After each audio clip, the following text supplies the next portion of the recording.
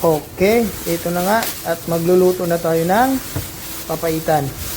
So, start tayo sa paglinis ng nabili nating karne. So, ayan pala yung pait niya.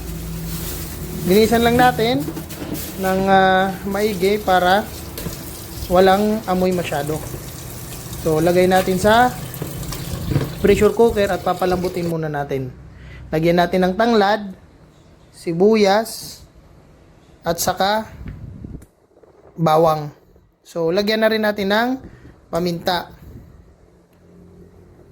Tapos, ng asin. Okay. So, papalambutin lang natin to at mamaya, pag malambot na, hihiwain natin. So, ayan, nakasalang na siya. At after 40 minutes, so, tignan natin. Okay, so, open natin. Ayan, at tingin ko malambot na. So, nag-start na ako maghiwa. Bali, hiniwa lang natin ito ng pahaba. Ayan.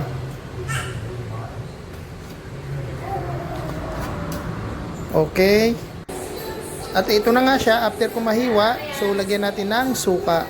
So, bali ito yung suka talaga yung nagpapasarap. Tapos, lagyan na rin natin ng paminta. So, naggahit na rin ako dyan ng bawang at sibuyas, tapos luya. So, igigisa natin to mamaya. Okay. Bali, ito na nga, nagisa na ako.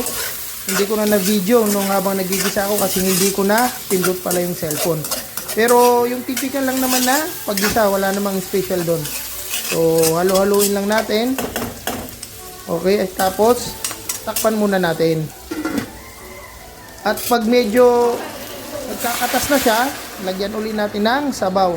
So, bali yung nilagay kong tubig dito is bago. Hindi ko na nilagay yung unang katas niya para hindi masyadong masebo.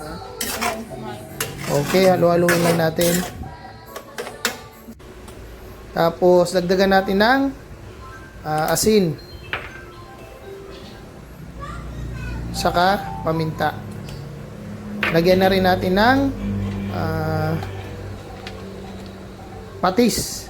Kunti lang para hindi naman siya maging maalat. Okay, so antayin lang natin kumuli-uli. Tapos okay na yan. At ito na nga, luto na. So nilagyan ko siya ng spring onion. So ayan, simple lang yung version ko ng papaitan. Okay, kung makikita nyo yung sabaw, hindi gaanong masebo kasi nga, nilagyan natin ng bagong tubig. So, yun lang. Maraming salamat.